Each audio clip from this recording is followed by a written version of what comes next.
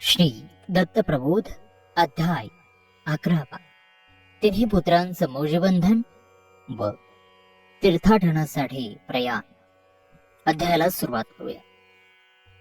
अत्रि ऋषींच्या आश्रमात हे तिन्ही गुजीरवाणी साक्षात चैतन्याची रूप अनेक लीला करत वाढत होते. आपल्या खोड्यांनी अनसूयेला बेजार करत होते.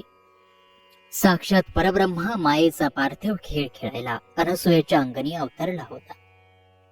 आणि तापसी वैरागी अत्री आपले सारे तपोनिधान विसरून गृहस्थासारखे त्या लहान मुलांशी खेळत होते. एखाद्या सांसारिक पित्याप्रमाणे त्यांचे सारे हट्ट पुरवत होते. मुलं खो खो, आटापाट्या, हुतुतू, विटीदांडू, गोट्या असे सगळे खेळ खेळत असत. असे खेळता खेळता एक दिवस दत्ताला लपंडाव खेळायचे हुकी आले. दुर्वासालाही आनंद झाला. तो म्हणाला, छान खेळ शोधलास भाई, पण पहिला डाव तुझ्यावरच, तुझ्यावर राज्य. तो डोळे झाक, आम्ही सारे लपतो. दत्तानं होकार दिला. सारे खेळगडी लपायला दऱ्याखोऱ्यात पसार झाले. त्या अवधूत सर्वांतरी राण्यानं अंतर्ज्ञानानं सर्वांना पाहिलं, पकडवून आणलं आणि बाद केलं. आता लपायची पाळी अवधूताची. सर्वांनी डोळे मिटले. दत्त लपायला गेला आणि मुलं त्याला शोधायला निघाली. दऱ्याखोऱ्यातून धावली, कडे कपारी तुंडल्या. सारा आश्रम पालथा घातला, कुर्ण शोधली, पण दत्त सापडेना. तास झाले, 2 तास झाले, तरीही दत्त कोणाला सापडेना. आता काय करायचं? मुलांच्या तोंडचं पाणी पळालं. ते घाबरले. आई वडिलांनी विचारलं तर काय उत्तर द्यायचं म्हणून बावरले आणि शेवटी माराच्या भीतीने रडू लागले. त्यांचं ते रडणं ऐकून धावत दत्त राणा त्यांच्या पुढे हजर झाला आणि म्हणाला, तुम्हाला असा शोक करायला काय झालं? दत्ताला पाहून सवंगड्याच्या जीवात जीव आला. अरे, एवढा वेळ तू लपला होतास तरी कुठे?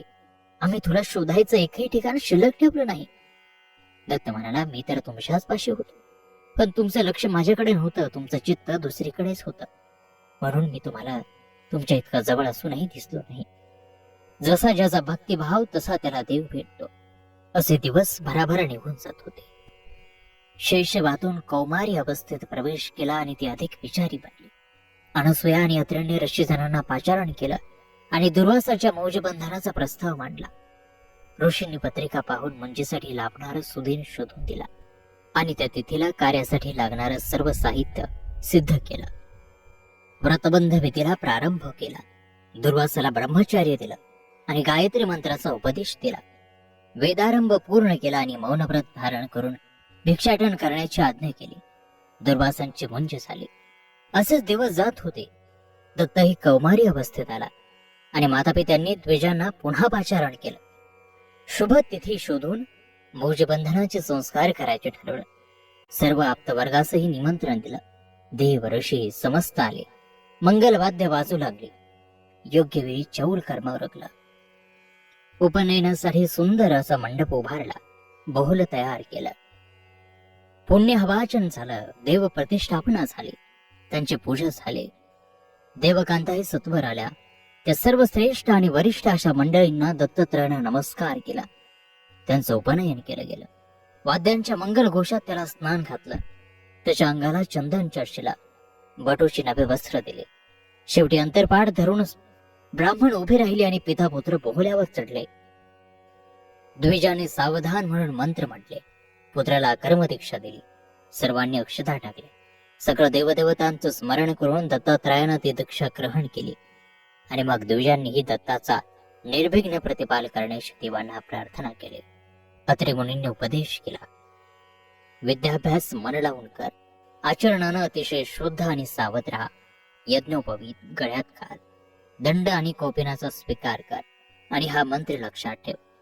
असं म्हणून त्यांनी तो गायत्री मंत्र दत्तात्रयांच्या कानात सांगितला. तो मंत्र सांगताना आणि ऐकताना दोघांच्याही अंगावर रोमांचाचं रान उभं राहिलं.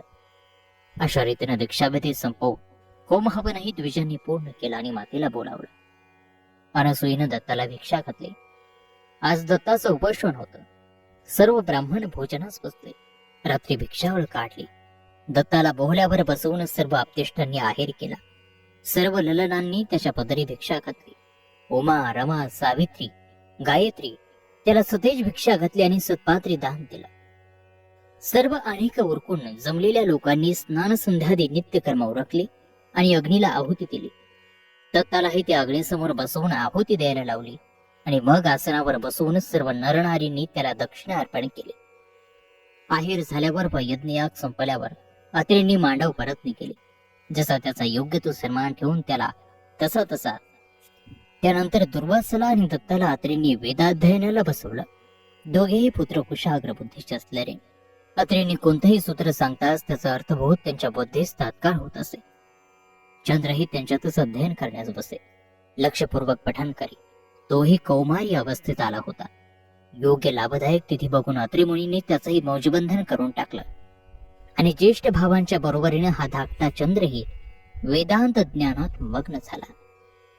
अनेक काव्य त्यांनी वाचली, श्रुती स्मृती अभ्यासल्या, उपनिषदातील रुचा मुखदगत केल्या आणि सरते शेवटी अत्रे मुनींच्या पायाशी त्या मुलांनी विनंती केली, हे स्वामी कृपा सागरा, आम्हाला वेदाज्ञेप्रमाणे तीर्थाटन करावंसं वाटतं. ब्रह्मचार्याचं पालन करावंसं वाटतं आहे. वेदात सांगितल्याप्रमाणे नेमाप्रमाणे नूतन भिक्षा मागून सतत प्रमाण करावं.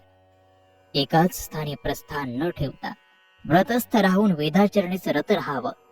दंड कमंडल युक्त असावं. शांतभाव मनी जपावा. कडकडीत वैराग्य अंगी बांधण्याचा निश्चय करावा. ज्ञानाची कास धरावी. असं सर्व नित्यनेमानं आम्हाला करावंसं वाटतं आहे. पिताजी, आम्हाला तीर्थाटन करायला जाण्याची अनुज्ञा द्या. मुलांचे हे वक्तव्य ऐकून अत्रे आनंदले आणि गायी वाढले. मुलांना आपल्यापासून दूर पाठवण्याची कल्पनाच त्यांच्या मनाला शिवेना. ते म्हणाले, बाळांनो, तुम्ही अजून लहान आहात. असे कुठे जाणार? तुमचं कसं होणार? तुम्ही किती सुकुमार कोमल राजस आहात. हे हाल तुम्हाला झेपणार नाहीत. मी तुम्हाला कशी आज्ञा देऊ? तुम्हाला तीर्थाटनाला जायला परवानगी देत माझ्या मनाला अनंत यातना होत आहे. तुम्ही तर आमचे पंचप्राण. तुम्ही गेलात तर आम्हाला जगाबसच वाटणार नाही. आमचे प्राण कोडीत राहणार नाहीत. अत्रेंचं हे संभाषण ऐकून ते पुत्र म्हणाले, तात, तुम्हीच असं मोहन अंध होऊन धर्माचरणापासून आम्हाला वंचित करणार असला तर धर्म पालनाचं महात्म्य सांगायचं कुणी? आपण स्वतः सर्व धर्मात श्रेष्ठ असा गृहस्थाश्रम पाळत आहात. आम्हाला आमच्या मार्गाने जाऊ द्या. ब्रह्मचार्याश्रम पाळू द्या. आपल्या धर्मात प्रत्येक आश्रमाचं केवढं महात्म्य आहे हे आपण जाणताच. आयुष्याच्या सुरुवातीची सर्व वर्ष ब्रह्मचर्य व्रताचं पालन करून ज्ञान, योग आणि भक्ती मार्गाचा अभ्यास करून वैद्य राजानं औषध द्यावं, पथ्य सांगावं, पण ते औषध न घेताच राहावं. तसंच आपण करता आहात. आपणच आम्हाला ब्रह्मचर्य दिलं, त्याचं पालन करावयास नको का? पिताजी, लोभ हा सर्व पापांचं मूळ आहे हे तर आपण जाणता. मग अतिशय निर्मळ मनानं तुम्ही मला अनुज्ञा द्या आणि आमची इच्छा पूर्ण करा. अनसूया हे सारं ऐकत होती. ती म्हणाली, बाळांनो, तुमचं विद्वत्तापूर्ण भाषण मी ऐकलं, पण धर्मातच आई वडिलांची सेवा, त्यांचं सुख समाधान हेही महत्वाचं मानलं आहे. तुम्ही आमच्या डोळ्यासमोरच राहा. आम्हाला जर तुम्ही टाकून जाणार असलात, दुःखी करून जाणार असलात, तर धर्म तुम्हालाच दोषण देईल. असं म्हणून अनिवार्य पुत्र मोहन आणि त्यांच्या विरहाच्या कल्पनेनं अनसूया धाय मोकळून रडू लागली. सद्गुरु दत्तात्रयानं आपल्या मातेचे पाय धरले आणि म्हटलं, माते, एक विनवणी आहे. अगं, तू आणि तात सुज्ञ संपन्न जाणते, धर्माभिमानी आहात, कर्मधर्माचे स्थापित आहात.